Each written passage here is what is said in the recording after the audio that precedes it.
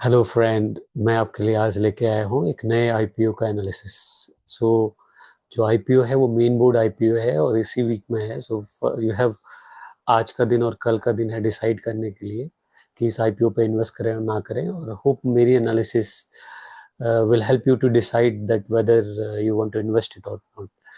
ठीक है दोस्तों, जो अमंता हेल्थ केयर लिमिटेड है उसको अंडरस्टूड करने के लिए सबसे पहले क्या है कि ये बहुत इंपॉर्टेंट है कि कोई भी कंपनी को हम एनालाइज करें तो किस इंडस्ट्री से वो बिलोंग कर रही है, क्या उस इंडस्ट्री में कल को फ्यूचर है या नहीं है, उसकी फाइनेंशियल हेल्थ कैसी है, उसका ट्रैक रिकॉर्ड कैसा है। तो इन सारी चीज़ों को डिस्कस करना भी बहुत इंपॉर्टेंट हो जाता है।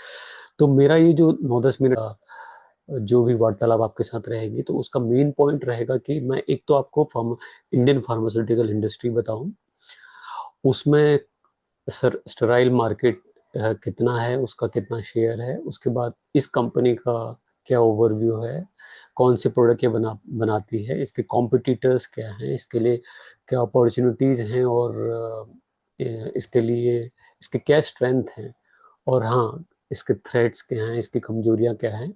और उसके बाद एज एन इन्वेस्टर अगर मैं अगर इन्वेस्टर हूँ तो क्या मैं इसमें इन्वेस्ट करूँगा या नहीं करूँगा, तो उस पर भी मैं आता हूँ एक एक करके।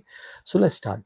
सो फ्रेंड, जो बेसिक इन्फॉर्मेशन एक आईपीओ का जो डिटेल होता है, जैसे कि उसका इश्यू साइज क्या है, उसका वो फ्रेश है या नहीं है, उसका प्राइस बैंड कितना है, लॉट साइज कितना है, लिस्टिंग डेट कब है, सब्सक्राइबर डेटा है, ये सब सारी इन्फॉर्मेशन आपको मिल जाती है कहीं ना कहीं से। तो इसके अलावा क्या इसके अंदर का जो राज है उसको मैं आपको बताता हूँ। सो तो इंडियन फार्मा इंडस्ट्री की अगर मैं बात करूं तो इंडियन फार्मा इंडस्ट्री जो करीब करीब इस साल एस्टिमेटेड है करीब 65 to 70 बिलियन के आसपास का इंडियन फार्मास्यूटिकल मार्केट है, जो जो कंपनी इंडियन मार्केट में ऑपरेट करती हैं। और उसमें स्टेराइल सेगमेंट है। स्टेराइल सेगमेंट वो है जो बेसिकली हॉस्पिटल के इनसाइड यूज होता है। जनरली पेशेंट जब एडमिट होता है और बहुत कम जहाँ पर छोटे क्लिनिक में भी इसको डॉक्टर यूज करता है, तो स्टेराइल सेगमेंट वहाँ पर यूज होता है जहाँ पर आपने देखे होंगे आईवी ड्रिप्स लगे हुए हैं, इस तरह के कंटेनर्स हैं, जो आई ड्रॉप के कंटेनर हैं, एयर ड्रॉप के छोटे छोटे कंटेनर्स हैं। तो वहाँ पर एक उस सेगमेंट को हम पूरा स्टेराइल सेगमेंट कहते हैं। सो अगर अब मैं इस स्टेराइल सेगमेंट की बात करूं तो ये करीब करीब 10 से 13-14 बिलियन के आसपास इसका एस्टिमेशन है। तो एक अच्छा मार्केट है, करीब करीब 1 लाख करोड़ का ये मार्केट है। एक और चीज़ है कि जैसे जो फार्मास्यूटिकल मार्केट है, जो जो ओवर टैबलेट और कैप्सूल और सिरप और इस तरह की जो इंडस्ट्री है, वो बिग चंक है इसका। तो उसमें बहुत सारी कंपनी भी ऑपरेट करती हैं, बट स्टेराइल सेगमेंट मैं ये नहीं कहूँगा कि छोटा सेगमेंट है, लेकिन इसमें उससे कम कंपनी इसमें ऑपरेट करती हैं। ठीक है, तो इसमें भी कंपटीशन बहुत है, लेकिन प्रॉब्ली जो फार्मा का जो टैबलेट कैप्सूल्स ये वाला जो सेगमेंट है, एक्यूट ट्रीटमेंट, क्रोनिक ट्रीटमेंट, उतना इसमें अभी उतना कॉम्पिटिटिवनेस नहीं है। और हाँ, हॉस्पिटल्स जो बिजनेस है वो इस सेगमेंट के लिए बहुत बहुत इंपॉर्टेंट होता है, राइट। तो इस कंपनी की जब हम बात करते हैं तो इस कंपनी के जो चेयरमैन हैं और जो एमडी हैं वो भावेश पटेल हैं, और वो एक मैकेनिकल इंजीनियर है। 1994 में इस कंपनी को उन्होंने एस्टेब्लिश किया हुआ था, मंता कंपनी का। अब इसकी फाइनेंशियल जर्नी को अगर आप देखेंगे तो 22-23 में जो इसका रेवेन्यू जनरेशन था वो 262 करोड़ के आसपास था, जो 16% ग्रोथ की थी। और 23-24 में 281 करोड़ का से 280 करोड़ के आसपास का था, जो 7% के आसपास फिर ग्रो किया हुआ था। 24-25 में जो बिजनेस है वो छोटा सा धीरे धीरे से ड्रॉप हुआ है इनका, ठीक है। तो 24-25 has not been a good year for this company.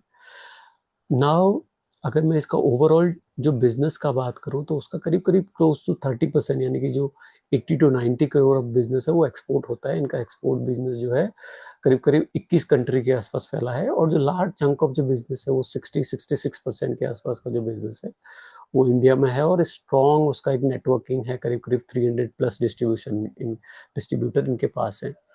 Now आप कंपनी की बोरोइंग पर आते हैं। ये बहुत इंपॉर्टेंट चीज़ है कि कंपनी ठीक है 30 साल से तो है, लेकिन उसमें बोरोइंग कितनी है, उसने कितना मार्केट में उधारी की है, और ये बहुत नई चीज नहीं है कंपनी के लिए। ये तो कंपनी का बोरोइंग का रेशियो भी हमेशा लगभग लगभग आप देखेंगे 1 के आसपास रहता है, 1 से नीचे जिसका होता है वो अच्छा माना जाता है। तो अगर आप इसका बोरोइंग रेशियो देखें 221 करोड़ के आसपास 2022 में इसकी बोरोइंग थी, 23 में 215 करोड़ के आसपास की थी, और 205 करोड़ के आसपास जो इसकी बोरोइंग है 24 में है 195 की बोरोइंग। तो बोरोइंग इनकी धीरे धीरे कम हो रही है, but still there is a borrowing, हाँ there is a huge borrowing की 300 करोड़ की आसपास की करोड़ कंपनी के पास क्लोज टू 200 करोड़ के आसपास की बोरोइंग है। That you need to keep in mind. Now let us look at what are the strength of this company. So मैं जब भी इस कंपनी को एनालाइज करता हूँ उसको स्ट्रेंथ, अपॉर्चुनिटी, थ्रेट और वीकनेस उसकी हमेशा देखता हूँ। तो अगर आप इस कंपनी की स्ट्रेंथ देखेंगे तो 30 साल से कंपनी ऑपरेट हो रही है, मैकेनिकल इंजीनियर है, 30 ईयर्स का बहुत अच्छा एक्सपीरियंस है। तो this means this company is there to exist, yes for sure, because 30 साल से है और वो आगे भी रहेगी, एक छोटे टाइम के लिए नहीं। दूसरा है जो एक एडवांस टेक्नोलॉजी यूज कर रही है, because you see lot of other company, जो बड़ी बड़ी इंडियन फार्मास्यूटिकल कंपनी है, उनका जो जो थ्रस्ट है, जो बेसिक थ्रस्ट है वो बाकी और चीज़ों में है, बट ये जो जो स्टेराइल सेगमेंट है इसमें इन्होंने बहुत अच्छा काम कर रखा है। जो ABSF और ISBM करके दो स्टेराइल के पैकेजिंग हैं, इसमें इनकी प्रायोरिटी है। और एक जो जो इनको कटिंग एज जो एडवांटेज है वो है स्टेरीपॉड। जो स्टेरीपॉड है, जो इन्होंने अपना एक रिवोल्यूशनाइज कंटेनर एक क्रिएट किया हुआ है अमंता ने, तो उसका एक बहुत अच्छा इनको बेनिफिट मिलता है। और दिस इज व्हाट इनका ये एक सेलिंग पॉइंट है, जो जो ये अट्रैक्ट करता है, कॉम्पिटिटर से इनको डिफ्रेंशिएट करता है। मैं आपको बताऊं कि स्टेरीपोर्ट क्यों इतना इम्पोर्टेंट, ये आईवी का जो बैग जो है, जैसे आपने देखा होंगे कि जब भी कोई हॉस्पिटलाइज होता है तो उसको छोटे छोटे बैग्स जनरली लगते हैं, किसी को नॉर्मल सलाइन लगता है, किसी को रिंगर लगता है, उसको डेक्सट्रोज लगता है, तो उसमें उसी उसी का पैकेजिंग का है।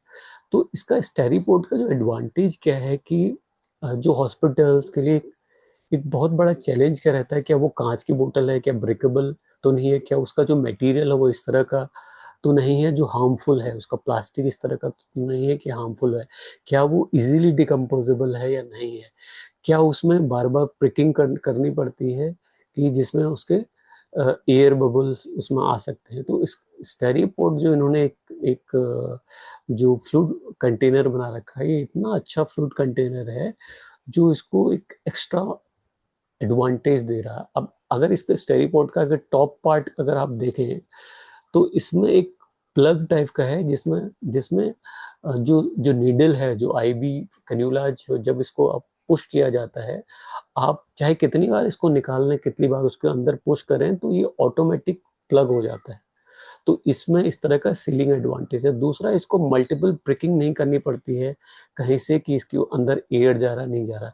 तीसरा जो इसका मेन एडवांटेज क्या है, कई बार जो जो बबल्स होते हैं, एयर बबल्स हैं, उनका जब माना कि जब भी पेशेंट एडमिट है उसको थोड़ी देर के लिए वो आपके नज़र से हट के, अगर नर्सिंग स्टाफ के नज़र से हट के है तो कहीं एयर बबल जाने का बहुत चांसेस रहता है। ये मैंने खुद भी देखा है, जब हमारे घर के लोग एडमिटेड थे तो मैं हमेशा ये देखता था कि यार ये कब एयर बबल जाने वाला है, और दिस गोइंग टू लॉग, अगर वो एयर बबल अंदर जाता है तो एयर थ्रम्बस हो सकता है। तो इसका इसमें बिल्कुल चांसेस नहीं है, एयर बबल होने का चांसेस ही नहीं है इस बॉटल में। So this is the biggest advantage which they carry. So इसमें मैंने थोड़ा सा टाइम लिया, क्योंकि थोड़ा सा ये टर्म है which actually makes them unique, makes this bottle very very unique. What other thing, एक ग्लोबल रीच है। मैंने आपको बताया कि करीब करीब 21 कंट्री में इनकी रीच है। जो इनका एक फैसिलिटी है गुजरात में, करीब करीब 66,852 स्क्वायर मीटर का एक बहुत बड़ा हरियाणा में इनका प्लांट है।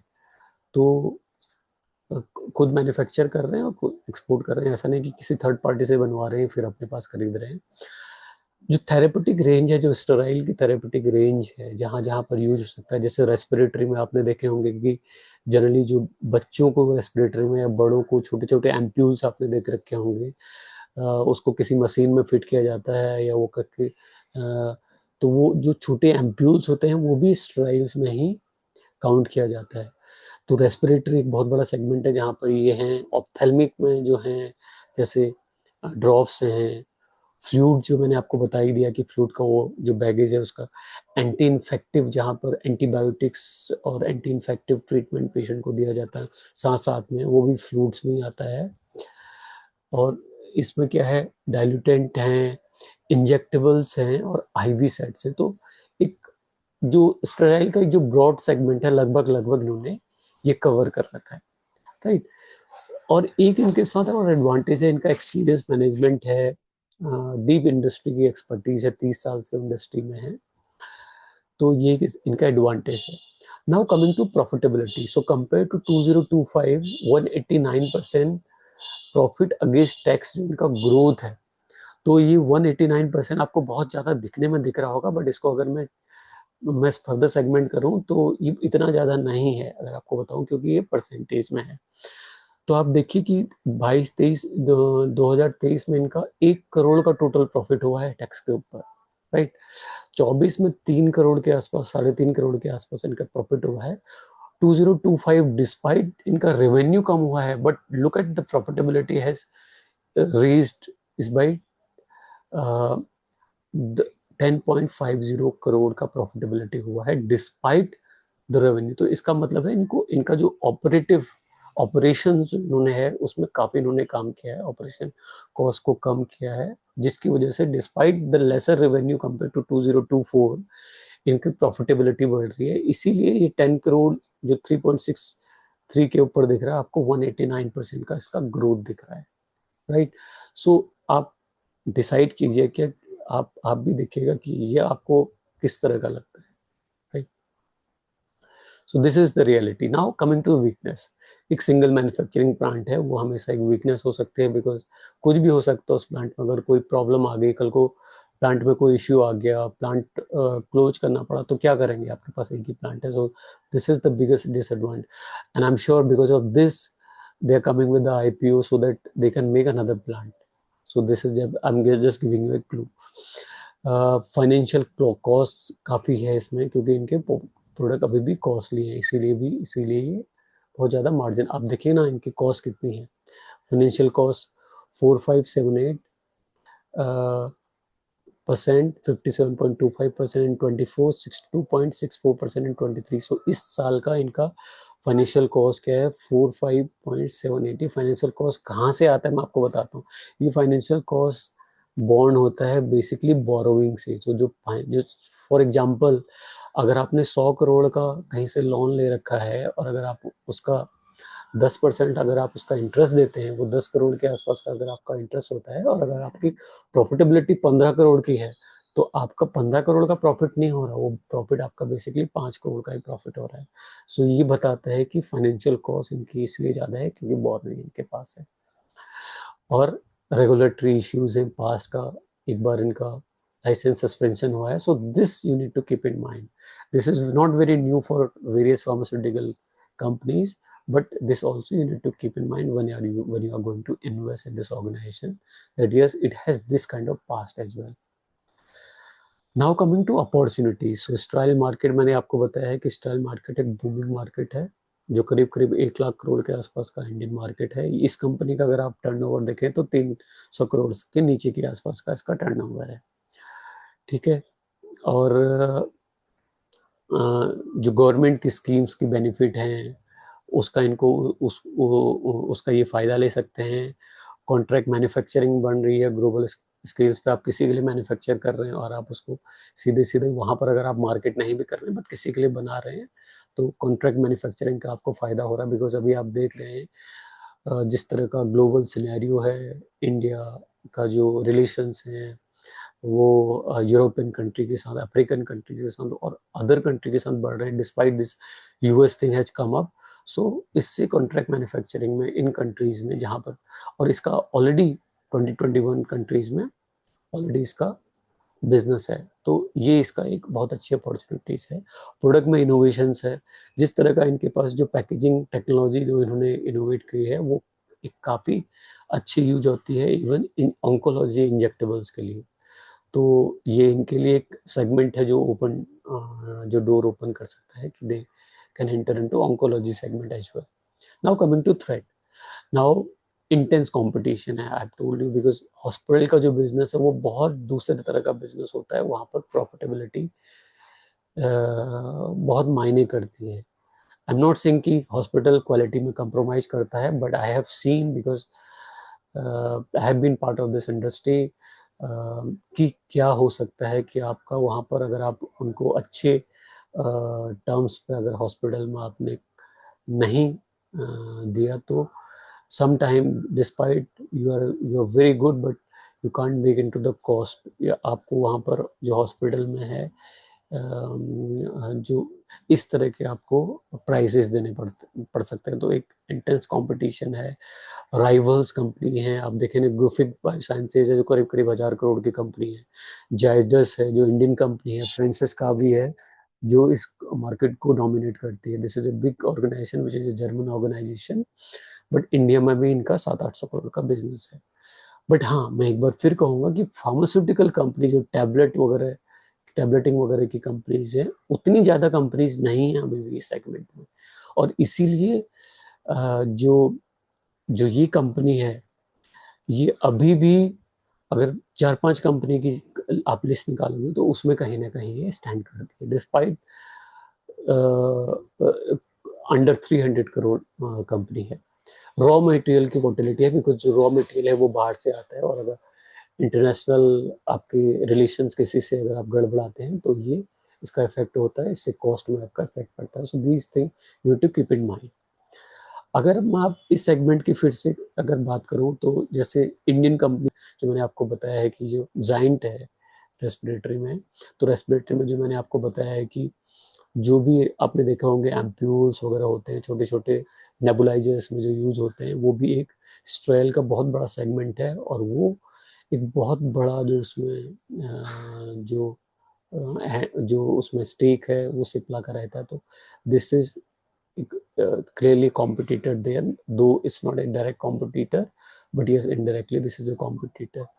Bborn और Francis Kavi, these are close to 700 crore company same segment में काम करती हैं. इंडिया में जो इनका बिजनेस है, ये ग्लोबल कंपनीज हैं, ओवरऑल टर्नओवर इनका बिलियंस ऑफ यूरो में है, राइट. बट इंडिया में these are very very strong partner, very competitive, and they have the kind of strength, और एक इमेज है इनकी जो प्रोबेबली एक बहुत कॉम्पिटिटिव एज की तरह काम कर सकता है इनके लिए. Now what is like what they are going to do with this money. So जो 126 करोड़ जो ये आपसे या आईपीओ के थ्रू आपसे लेने वाले हैं, तो इससे ये क्या करने वाले हैं. यस, 70 करोड़ का एक मैन्युफैक्चरिंग प्लांट और बनाने वाले हैं. So obviously they it is going to help in overall business. 30 crore के आसपास जो है ये एसबीपी में लगाने जाने हैं.